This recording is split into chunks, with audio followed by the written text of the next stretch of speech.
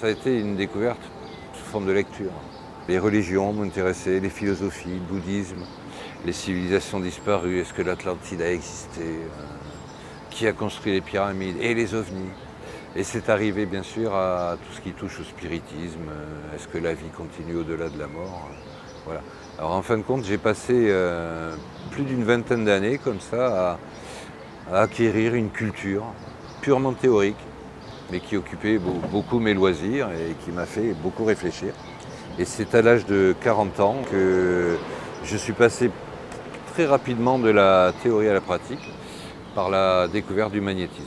Je me suis prêté au jeu, les tests fonctionnaient et après j'avais plus envie de m'amuser à magnétiser un bout de viande, une fleur ou autre plante. J'ai commencé à essayer de soulager une douleur de mon épouse, une souffrance ou une maladie d'une de mes filles, et puis le bouche à oreille a fonctionné. Je me suis retrouvé magnétiseur bénévole en plus de mon métier. Voilà, c'est comme ça que ça a commencé. Et peu après, très vite là, le magnétisme m'a amené à l'utilisation du pendule, et l'usage du pendule m'a amené à la communication avec l'au-delà. Le doute, je l'ai connu très vite. Déjà, je le connaissais déjà par mes lectures.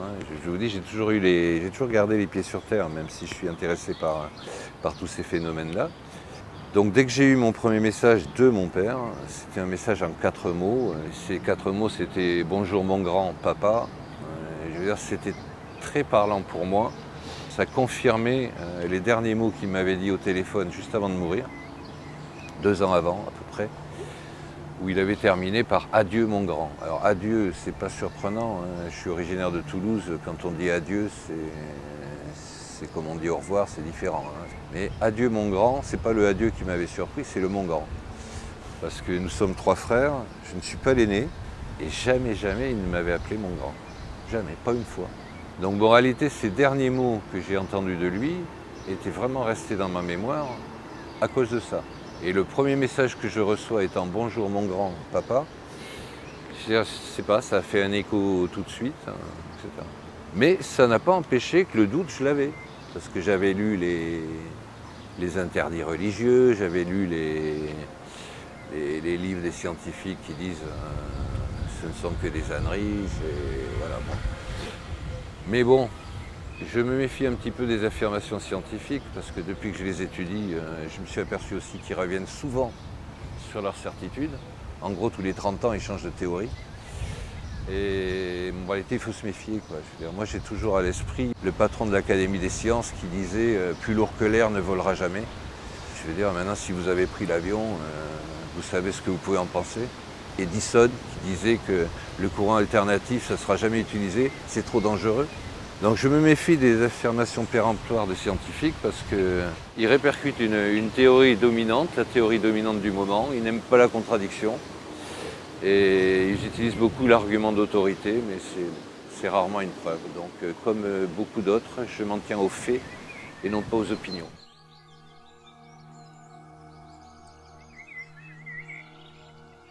J'ai découvert l'utilisation du pendule justement par rapport au magnétisme, puisque dans le petit bouquin que j'avais lu, l'auteur disait « si vous avez du magnétisme, vous pouvez utiliser un pendule ». Donc je me suis intéressé au pendule, c'est un objet bizarre, surprenant. Et si on l'utilise simplement, c'est-à-dire le faire tourner dans un sens ou dans l'autre, pour lui faire dire oui ou non, on est vite coincé. Je marche beaucoup à l'intuition. L'intuition ne m'a jamais déçu jusqu'à présent. Et alors que j'utilisais mon pendule, j'ai eu l'intuition de placer l'alphabet sur un cercle de carton tout simple, en me disant un pendule ça tourne, il pourrait peut-être m'indiquer des lettres, au lieu d'avoir un oui ou un non, je pourrais avoir des mots. J'ai fait ce carton vite fait, j'ai déjà eu la surprise, moi qui m'intéresse maintenant aux mathématiques, de constater qu'on a 26 lettres et 10 chiffres, ça fait donc 36 caractères, et il y a 360 degrés dans un cercle. Donc je veux dire, c'est vraiment facile à les loger. À l'époque, un rapporteur, un trait tous les 10 degrés et mon rond était fait. Je mettais le pendule au milieu, je posais dans ma tête une question comme j'avais l'habitude de le faire. Et c'était long, bien sûr, c'était fastidieux. Parce que le pendule s'est mis à indiquer une lettre que je notais, puis une autre, puis une autre. Les lettres ont fait des mots, les mots ont fait des phrases. Alors au début c'était long, je veux dire, les 4 premiers mots j'ai dû passer plusieurs minutes pour les avoir. Aujourd'hui je pratique toujours comme ça, mais ça fait 22 ans. Je peux avoir des phrases, des paragraphes, un texte complet, un peu comme l'écriture inspirée ou l'écriture automatique. Ouais. Ces messages peuvent être très structurés. Je veux dire, j'ai commencé comme tout le monde à recevoir des messages sympathiques, pleins d'amour, rassurants, qui nous disent toujours les mêmes, n'ayez pas peur de la mort ce n'est rien, ce n'est qu'un passage, etc. Moi je ne vois pas, j'entends pas, je reçois des messages. Si on n'a pas de don, tout se travaille. Mais à ce compte-là, il faut un travail sur soi, il faut de la volonté, il faut avoir une intention, mais tout le monde peut le faire. Je veux dire, pour moi c'est naturel. Donc que ça soit exploiter le magnétisme, les tests que j'ai faits pour prouver qu'il y a quelque chose qui se passe. Je suis en train de finir là, un guide pratique du magnétisme où je les donne. Ça ne sera pas le premier, c'est déjà fait. Mais je veux dire, c'est faisable à la maison, sans argent, facilement. Il suffit de vouloir essayer. Problème de volonté. Donc c'est trop facile, les gens qui se basent sur des opinions toutes faites, qui disent c'est des bêtises, ça ne marchera jamais. Si on se bloque d'entrée comme ça c'est sûr, on va nulle part. La musique c'est pareil, je veux dire, moi je suis musicien, je joue des claviers, je joue un peu de guitare, je n'ai jamais appris parce que mes parents n'avaient pas pu m'offrir ça, j'ai appris tout seul. Alors effectivement, je suis convaincu qu'il y a des gens qui ont un don, qui se manifestent même souvent dès l'enfance ou à l'adolescence, mais de la même manière qu'il y en a qui ont un don pour la musique ou la peinture, ou pour l'ébénisterie. Et cela n'empêche pas, à mon avis, d'apprendre l'ébénisterie, d'apprendre la musique, d'apprendre la peinture, même si on n'a pas le don. Donc tout ce qui est spiritualité, pour moi, que ce soit le magnétisme, la communication avec l'ailleurs, avec l'au-delà, moi d'ailleurs je définis ça comme l'au-delà de nos perceptions usuelles. C'est-à-dire on perçoit tous, avec le toucher, l'œil, l'oreille, le nez, etc. Et c'est une perception classique. Si on étudie un peu la physique, on s'aperçoit qu'en fin de compte, il y a des gammes de fréquences qui existent et on en perçoit une part, une petite part. Qu'est-ce qui empêche de croire ou de penser que puisque ces gammes de fréquences existent, supérieures et inférieures, il n'y a pas des moyens non plus de les capter. On y arrive peu à peu, puisqu'on est capable de se servir d'ultraviolet en science, d'infrarouge. Donc petit à petit, on y arrive. Il y a un siècle et demi, on ne savait pas faire. Donc qu'est-ce qu'on saura faire dans un siècle ? On voit ce que nos conditionnements, nos habitudes mentales, etc., le consensus socioculturel, tout ce notre cerveau, la façon dont il est formaté depuis la naissance, nous permet de voir. Mais on peut voir, je veux dire par exemple, avec une technique comme le MDR, des gens tout à fait normaux qui ne sont pas du tout médiums peuvent avoir un contact avec un défunt. Si vous vous habituez à faire du rêve lucide, vous allez voir que votre conscience, elle a beaucoup d'autres possibilités que vous n'avez pas dans la vie ordinaire, et pourtant vous êtes dans un état de rêve normalement. Et bien ça, tout le monde est capable de le faire. Les contacts avec les défunts, un quart de la population, il y a des études épidémiologiques, a en fait des contacts spontanés avec les défunts. Si c'est quelqu'un qui meurt de vos connaissances, vous avez un quart de chance qu'il vous contacte et que vous aurez un authentique phénomène de contact. Mais les gens n'en parlent pas, ils ont peur qu'on les prenne pour des fous. Et encore, quand je dis un quart, ça passe à la moitié si c'est votre conjoint qui décède, et à 3/4 si c'est votre enfant qui décède. Clairvoyance, clairaudience, de journée comme de nuit pendant les rêves, mais ce ne serait plus du tout les mêmes rêves, les gens vous disparaissent. C'était vraiment autre chose, je fais la différence, j'étais vraiment plus réel que la réalité. Il m'a dit des choses qui sont tout à fait lui, puis il m'a dit des choses que j'ai vérifiées après et que je ne savais pas, qui sont vraies, etc. Mais il y a aussi beaucoup qui sont dans la vie active, c'est-à-dire même dans la journée, quand vous ne rêvez pas, vous ne dormez pas, il y a des contacts visuels ou auditifs ou gustatifs ou des synchronicités. Enfin, il y a plein de... je ne sais plus comment s'appellent les deux époux, Guggenheim, voilà, qui ont écrit un livre sur Hello from Heaven en anglais, qui a été traduit en français. Alors, eux, ils ont fait un recensement de tous les phénomènes de contact avec les défunts spontanés.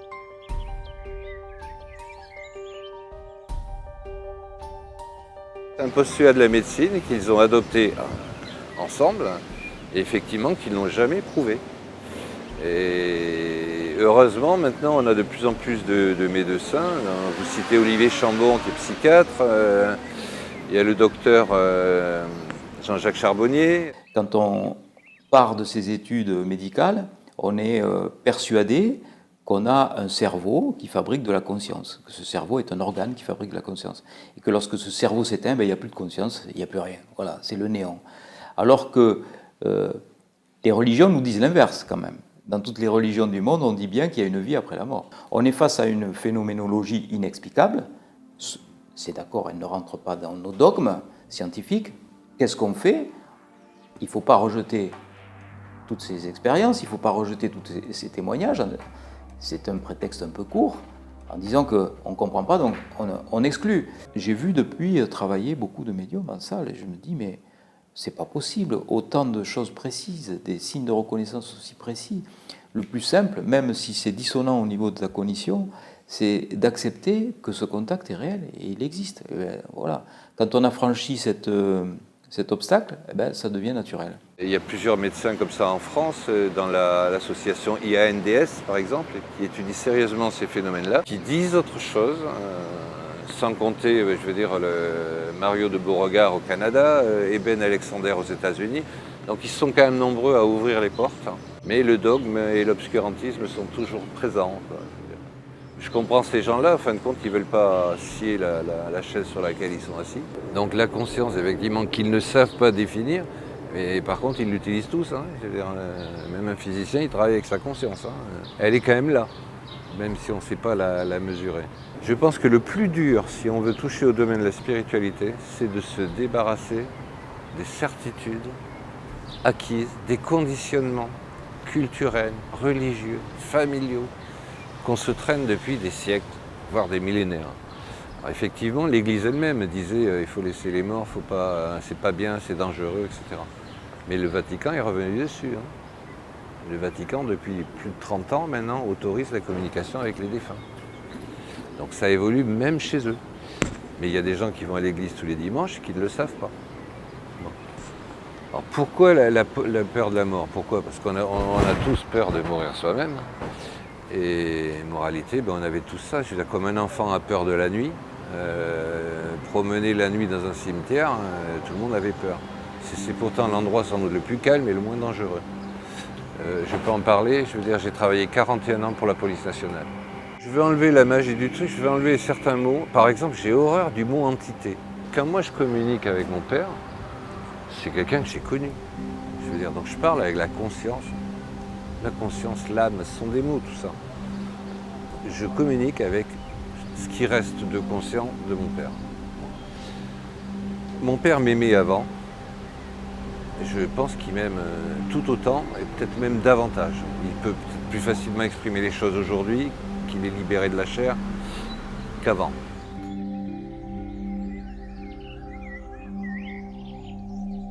Je ne sais pas trop quelle est leur perception, mais ils peuvent nous voir et nous entendre, alors que nous, on n'arrive pas à les voir et les entendre avec nos moyens. J'ai reçu une phrase un jour qui me disait « Tout ce qui vibre vite peut percevoir ce qui vibre lentement. Donc, je ne sais pas si c'est vérifié physiquement, hein, je sais rien, c'est pas ma compétence.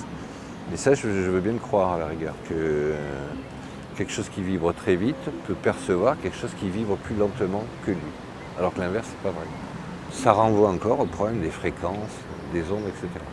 Alors, ils disent qu'ils nous voient, ils disent qu'ils nous entendent, mais s'il y en a que ça inquiète aussi, ils disent que s'ils savent, s'ils perçoivent qu'ils peuvent être gênants, ils ne viennent pas.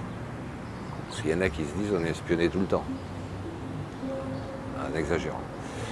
Et il y a aussi une chose très nette, c'est qu'ils savent notre futur. Alors ils n'ont pas apparemment la perception du temps comme nous, du tout. Ils peuvent parler du temps, mais on ne se comprend pas. Au début que j'avais des messages, je demandais des choses et on me disait « Sois rassuré, demain, ça vient ». Et moi le lendemain, je voyais la journée passer, je disais « C'est rien passé ». J'ai mis un moment avant de comprendre que leurs expressions « demain »,« plus tard »,« tu verras »,« bientôt », « sois patient », en fin de compte, ils ne vous donnent jamais de date. Et là où j'en étais vraiment convaincu, c'est quand je vous dis qu'il y a des choses qui se manifestent aujourd'hui depuis l'an dernier, qui m'ont été annoncées il y a plus de 21 ans. Donc je veux dire, là, j'ai vu que la patience, il fallait l'avoir. Donc apparemment, ils peuvent venir vers nous. Alors c'est pareil, ils disent que quand on vient vers eux, on élève nos vibrations, et eux sont obligés d'abaisser les leurs. Ça, c'est ce que nous disent ceux qui apparemment, de l'autre côté, comme mon guide, ont déjà un niveau correct, quoi. Mais ça ne les empêche pas de dire qu'il y a au-dessus. Même eux, ils disent qu'il y a... Et ils disent que pourquoi on vient s'incarner, c'est pour progresser, tout simplement. Parce que sinon, on va stagner toujours au même niveau. Je fais sourire parfois, mais je dis, moi je crois aussi qu'il y a une police aussi de l'autre côté. Et on est pris en charge, tous les médiums, les messages les plus vieux qu'on reçoit en médiumnité, etc., tous parlent d'une prise en charge. On a tous un niveau différent, ici comme là-haut. Je veux dire, si vous croyez à rien, que vous passez votre temps à vous alcooliser, je veux dire, vous mourrez comme tout le monde, et vous arrivez de l'autre côté, comme tout le monde, mais vous êtes complètement perdu. Vous n'avez jamais imaginé ces choses-là. La seule chose que vous allez chercher, c'est votre bouteille. Allez à nouveau au bistrot où vous aviez l'habitude d'aller. Mais là, impossible de prendre le verre, vous allez être en colère. Vous allez retourner à la maison, vous allez parler à votre femme, elle ne vous répond pas. Elle fait la gueule, qu'est-ce qu'elle a, etc. Bon, tous ces gens-là qui arrivent de l'autre côté et qui ne sont pas préparés ont besoin d'être aidés. Et apparemment, il y en a plein qui les aident, ceux qui sont un peu plus évolués.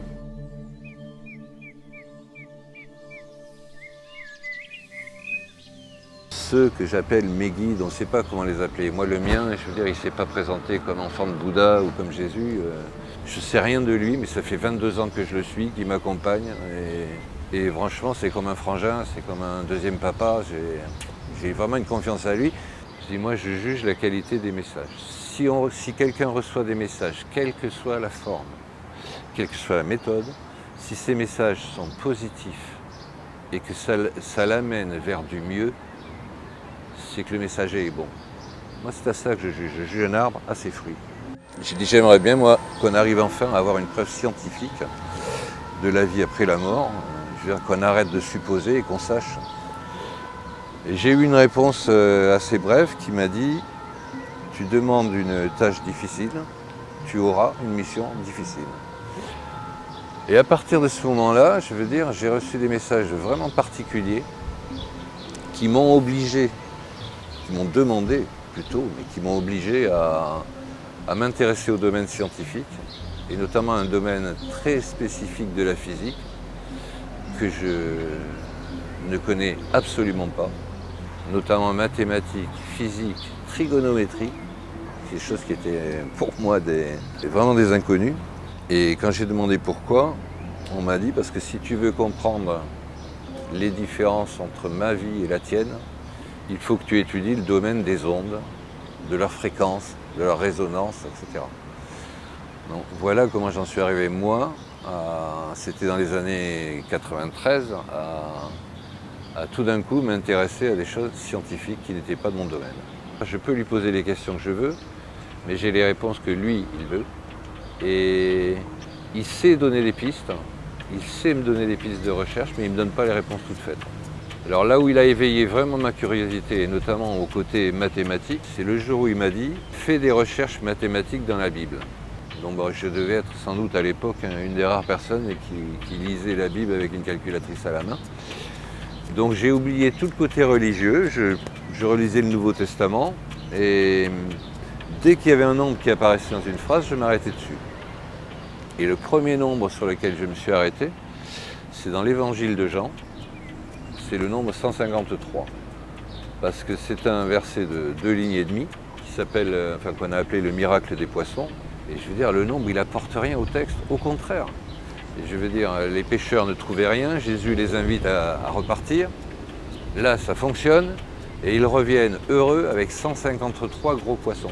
C'est-à-dire, j'aurais écrit le texte, j'aurais mis 1 million de poissons, 100 000 poissons, mais pas 153. Ça n'apporte rien au texte, ça ne le valorise pas, donc ce nombre doit à la rigueur désigner ou cacher quelque chose. Et c'est là voilà, que j'ai utilisé mon intuition, parce que mes connaissances mathématiques sont très très anciennes et très minimes. Et ce 153, tout de suite, j'ai eu une intuition, triangle. Pourquoi triangle? Alors je sais tracer un triangle, j'ai tracé un triangle, pointe en haut. J'ai dit j'ai 153, un triangle à 3 pointes. J'ai 3 chiffres, pardon. 1, 5, 3. Ben, j'ai mis 1, 5, 3 sur les 3 pointes de mon triangle. Et j'avais à peine fait ça, deuxième intuition, inverse. Bon, ben, je fais le même triangle à l'envers, pointe en bas cette fois. Je remets 1, 5, 3. Et dernière intuition, je mets les deux ensemble. Bon, déjà j'obtiens l'étoile de David. Bon, là, à la rigueur, c'est pas une grosse surprise. À part que moi, je vois pas l'étoile de David avec sa signification, je veux dire, par rapport au judaïsme, par rapport à la religion. Moi, l'étoile de David, je la vois géométriquement. Pour moi, il y a ce qui vient d'en haut, il y a ce qui est en bas. Voilà. C'est plus une vision symbolique comme ça. Mais aux surprises, cette étoile de David faite de 2 triangles avec 2 fois les chiffres du 153 dedans, si je traçais un trait au milieu, je me retrouvais avec une fraction. Cette fraction, c'était 355 sur 113. Et cette fraction aux surprises, elle donne la constante pi précise avec 6 décimales après la virgule. Alors une autre chose qui m'a fait sourire, vu mes passions littéraires, j'adore les jeux de mots, les anagrammes, etc. Dans ce verset, c'est qui parle aux pêcheurs? C'est Simon-Pierre. Et si vous prenez Simon-Pierre, je veux dire, l'anagramme, ça fait immersion pi. Donc je veux dire, on parle de pêche, on parle de quelque chose qui sort de l'eau. Et moi, je retrouve avec son nom immersion pi. Et c'est pi que je trouve. Alors voilà comment marchent mes intuitions en matière de mathématiques. Alors j'ai un voisin mathématicien, enfin prof de maths, je suis allé lui dire ça. Regarde ce que j'ai trouvé dans un truc de la Bible, dans l'évangile de Jean et tout. Bon, il a regardé, il a dit oui, c'est pas mal, ça l'a fait sourire. Et il m'a dit, trouve-en un autre et on en reparle. Hasard. Ben, je me suis prêté au jeu et 24 heures plus tard, je suis allé le revoir avec une autre. Cette fois, je suis parti du texte de l'Apocalypse, qui est le dernier texte de la Bible, un texte très difficile, pas très long, qui contient pas mal de données numériques et sur lesquelles l'Église ne donne rien. Et il y a notamment le 144, qui est donné comme la nouvelle Jérusalem, et le 666, le fameux 666, le nombre de la bête, qui lui fait jaser depuis très longtemps. Alors là, c'est pareil, quand je lis un texte, je le lis en oubliant son côté religieux. Plusieurs fois dans l'Apocalypse, il est écrit, plusieurs fois, au moins à 5 reprises, que celui qui a de l'intelligence entende. Ailleurs, il y a marqué que celui qui a de l'intelligence calcule. Ailleurs, il y a écrit « Je détiens la clé de la mort et du séjour des morts ». Tout ça, c'est des petits messages, etc. Et c'est dit clairement sur le verset qui parle du fameux 666. Il y a marqué dedans que celui qui a de l'intelligence calcule. Et moi, un jour, puisqu'on m'avait invité à utiliser la trigonométrie, je me suis dit, ces deux nombres 144 et 666, encore une intuition, je je vais les considérer comme des degrés. 144 degrés, 666 degrés.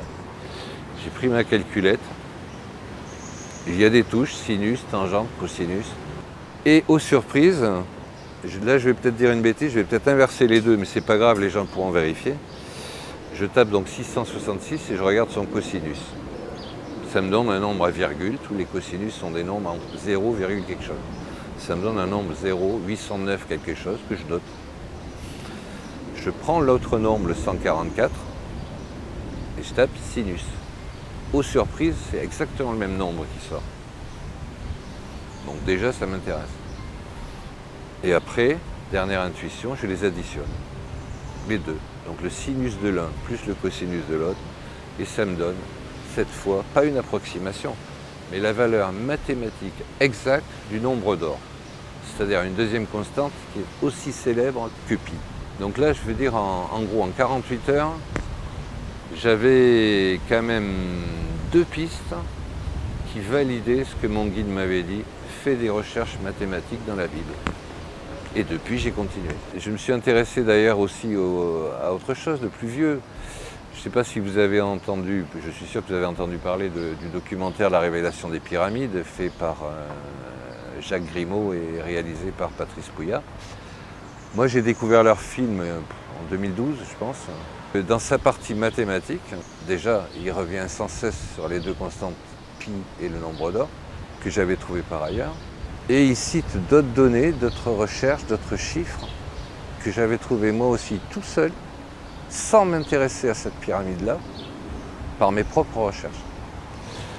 Donc je me suis dit, c'est quand même bizarre que les mêmes choses sortent dans un bâtiment mystérieux, dans des textes anciens, etc. Around 1200 AD, a man named Leonard Pisano, better known as Fibonacci, discovered a sequence of numbers that created a very interesting pattern. The sequence begins with the numbers 1, 1, 2, 3, 5, 8, 13, 21, 34, and continues indefinitely. Each number is obtained by adding the last 2 digits together. A rectangle with a length and width of any 2 of the numbers of this sequence forms what is known as the golden rectangle, a perfect rectangle. A golden rectangle can be broken down into squares the size of the next Fibonacci numbers down and below. If we were to take a perfect or golden rectangle, break it down into smaller squares based on Fibonacci's sequence, and divide each with an arc, the patterns begin to take shape. We begin to see Fibonacci's spiral. The spiral in and of itself is insignificant. Its importance is revealed in where we find it. Take, for example, the sunflower. The display of its florets are in perfect spirals of 55, 34, and 21, the sequence of Fibonacci. The fruitlets of the pineapple create the same spiral based on the sequence. The pine cone does the same. As currents move through the ocean and the tide rolls onto the shore, the waves that bring in the tide curve into a spiral that can be mathematically diagrammed onto a plot at the points 1, 1, 2, 3, 5, 8, 13, 21, 34, and 55. Buds on trees, sand dollars, starfish, petals on flowers, and especially the nautilus shell. This sequence or blueprint appears to be the trademark of a designer, a proof of a creator, something left behind, indicating the one who was there, a fingerprint. On les retrouve partout, c'est-à-dire dès qu'on s'intéresse à la matière, dès qu'on s'intéresse à l'univers et qu'on cherche à comprendre comment il fonctionne, on est obligé d'utiliser la trigonométrie, on est obligé d'utiliser la géométrie, et on est obligé d'utiliser ces constantes-là. Apparemment, ce sont vraiment des constantes universelles, on ne peut pas en faire l'impasse. Après leur origine, d'où elles viennent, qui les a créées, ces constantes, là c'est un autre mystère que je ne prétendrai pas résoudre. Mais je veux dire, c'est passionnant, à part que moi j'ai une approche mathématique qui est un peu particulière, puisqu'elle est intuitive, parce que je n'ai pas la formation pour. Mais voilà, si on voulait détailler, je suis en train de finir un bouquin particulier sur ces recherches dans la Bible, dans les textes anciens, etc., qui me coûte, parce que c'est pas mon domaine privilégié.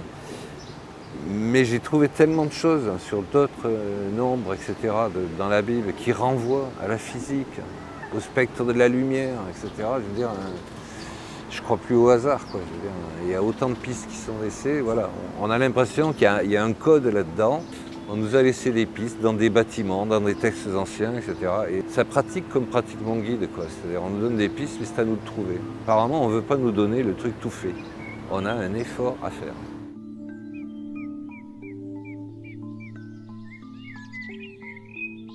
En fin de compte, bon, je vais être honnête, j'en sais rien, pas plus que les autres, mais moi au moins, j'ai le courage de le dire. Parce que quand je vois les affirmations péremptoires des historiens, des égyptologues, etc., moi ça me prête à sourire. Je veux dire. Enseigner à nos enfants que les pyramides étaient les tombeaux des pharaons, quand on n'a trouvé aucun corps dans aucune pyramide égyptienne. Donc je veux dire, rien que là, déjà il y a un problème. Bon. Après, venir vous parler avec affirmation, par exemple, de Khéops, bâtisseur de la Grande Pyramide, Khéops, ils n'en savent rien. Ils ont une petite statuette de lui qui fait 8 cm.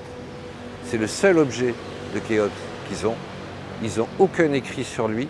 Et quand on entend les égyptologues les plus réputés et les plus sérieux, ils reconnaissent que sur l'Égypte, à partir de moins 600 ans avant Jésus-Christ, ils savent, parce qu'ils peuvent comparer aux écrits des autres civilisations, etc. Mais en dessous, et là on parle quand même de moins de 2700 ans, hein, en dessous, ce sont des estimations à 2 ou 3 siècles près. Ça manque d'humilité, et on a le même manque d'humilité chez les astronomes, chez les physiciens. Moi j'ai l'âge de pouvoir dire, il y a 40 ans que je m'intéressais à ces phénomènes, tous ces scientifiques se moquaient de ceux qui disaient « je crois aux ovnis, j'ai vu un ovni », etc. C'est-à-dire, tous ces gens passaient pour des alcooliques, pour des malades, etc. Les premiers qui ont vécu des expériences de mort imminente, ils ont été internés aux États-Unis, à la demande de la famille et des médecins. Voilà. Aujourd'hui, 40 ans après, quand même les choses ont changé. Apparemment, les consciences s'éveillent et les physiciens, je veux dire, ont ouvert aussi leur esprit. Parce qu'ils sont toujours confrontés à tellement de mystères. Maintenant qu'ils savent que la lumière, c'est autant une onde qu'une particule, qu'elle peut choisir de passer par une fente plutôt que par une autre pour aller de l'autre côté, je veux dire, ils sont bien obligés de se poser les bonnes questions, enfin. J'essaye de suivre les avancées de la physique quantique. J'ai déjà été surpris de constater que ça fait déjà 70 ans, parce que même Einstein, déjà, il avait commencé. Ça fait déjà longtemps qu'ils étudient ça.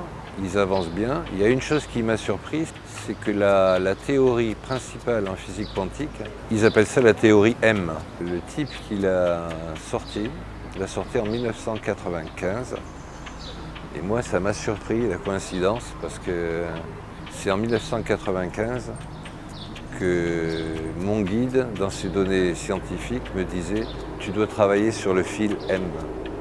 L'autre, il parle de théorie M, qui est avec 11 dimensions, les théories des cordes, etc. Et mon guide, à la même année, etc., me demande de travailler sur un fil. Fil, c'est une onde, hein, pour lui. M, aussi, avec la même lettre. Pour résumer, enfin, la base essentielle qui nous intéresse, nous, qui travaillons dans le domaine de la spiritualité et qui cherchons dans ce domaine-là, c'est qu'ils disent qu'il n'y a pas une réalité, mais il y a en même temps plein de possibles. Et nous vivons dans la matière une réalité, un des possibles, tout simplement parce que c'est celui qu'on a choisi en conscience. C'est un choix, mais on aurait pu vivre un autre, etc. Mais que tous coexistent en même temps. Ils sont tous possibles. Et il y a une chose que j'adore en spiritualité et qui rejoint la physique, et moi c'est ces passerelles que je cherche. On parle, mettons, de Trinité en religion, et le Père, le Fils et le Saint-Esprit, ça c'est le côté religieux chrétien. Il y a le corps, l'âme, l'esprit, on est toujours dans une Trinité.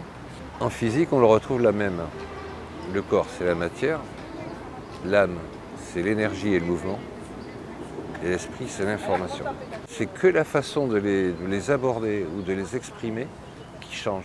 Et c'est ça que j'apprécie particulièrement dans les nouvelles études de la physique aujourd'hui, c'est qu'ils s'ouvrent ce possible-là, alors qu'avant ils s'étaient verrouillés, parce qu'ils en restaient depuis 2 siècles, ils en restaient uniquement sur la matière, c'est-à-dire ils étudiaient l'univers, ils étudiaient les lumières visibles, c'est-à-dire 10% de l'univers. Moi c'est pas ma théorie, hein. Je ne peux pas avoir de théorie, mais c'est ma conviction.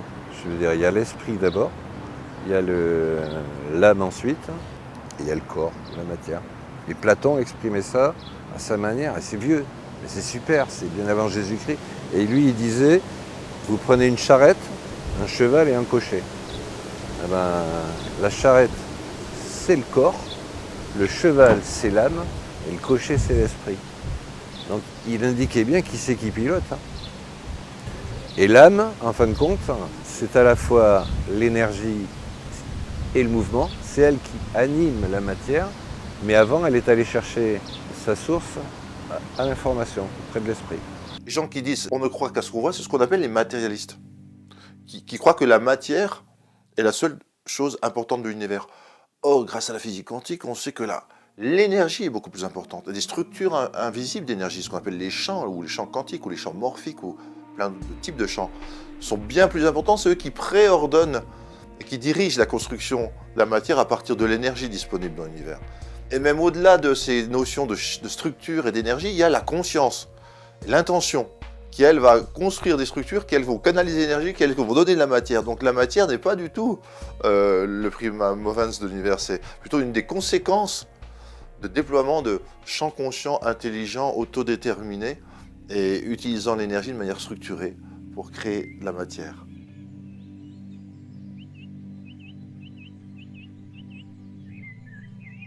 J'ai écrit ce livre surtout et d'abord parce qu'on me l'a demandé. Mon guide m'a demandé. Il y a déjà 20 ans, il me disait tu écriras des livres, tu parleras à la radio, tu feras des conférences. Quand il me disait ça il y a 20 ans, je souriais, tout ça, j'ai dit c'est ça. J'avais un travail qui m'occupait bien et bon. Ça me fait moins sourire aujourd'hui parce que c'est depuis peu je suis à la retraite et effectivement les choses sont ouvertes. J'ai d'un seul coup été sollicité pour faire des conférences. Les dates se sont multipliées, Toulouse, Poitiers, bon, ailleurs, Paris, alors que je ne demandais rien. Donc je me suis dit, c'est bizarre parce qu'on te l'avait dit il y a 20 ans, tu n'y croyais pas, mais apparemment, bon, eux ils ne sont pas pressés et les choses se font. C'est passionnant, c'est une ouverture passionnante, mais je veux dire, on est tellement loin. Je veux dire, dans la vie de tous les jours, les gens qu'on rencontre, qui s'intéressent à ça? Quel pourcentage de gens qui s'intéressent à ça? C'est fou. Moi je suis surpris parce que je veux dire, même dans les conférences que je fais, quand je dis clairement, je veux dire, je ne peux pas, moi, pas plus que n'importe quel médium, le meilleur de la planète, vous apporter toutes vos réponses. Bougez-vous. C'est à vous de chercher, posez-vous les bonnes questions, dites-vous est-ce que je suis sur le bon chemin? Il faut se bouger. Moi j'ai connu il y a presque 45 ans, quand je m'intéressais à ces sujets-là, il n'y avait qu'une collection qui les faisait, ces livres-là. 2, on les trouvait que dans les grandes villes, dans une seule librairie spécialisée, et il n'y avait pas Internet. Je veux dire, aujourd'hui, personne n'a plus d'excuses pour s'informer sur ce sujet ou sur d'autres. Hein. C'est un choix, et c'est le choix de chacun. Il ne faut pas s'apprendre à l'autre. Moi, ça fait des années, dès que j'en ai pris conscience, que je me suis contraint à sourire aux gens, à parler aux gens, à éviter la violence, à éviter la colère. Et je dis ça, c'est un travail que j'ai fait sur moi. Je veux dire, à 25 ans, j'étais comme tous les autres. Je veux dire, on me faisait en voiture une queue de poisson, et je gueulais ou je faisais un bras d'honneur. Je veux dire, c'est fini, ça, je ne le fais plus. Mais j'ai progressé seul. Et je dis, tout ça, c'est à la portée de tout le monde. Et il y a plein de gens qui disent, moi, on ne me donne jamais rien, personne m'aime. Je dis, vous faites quoi, vous, pour aimer les autres?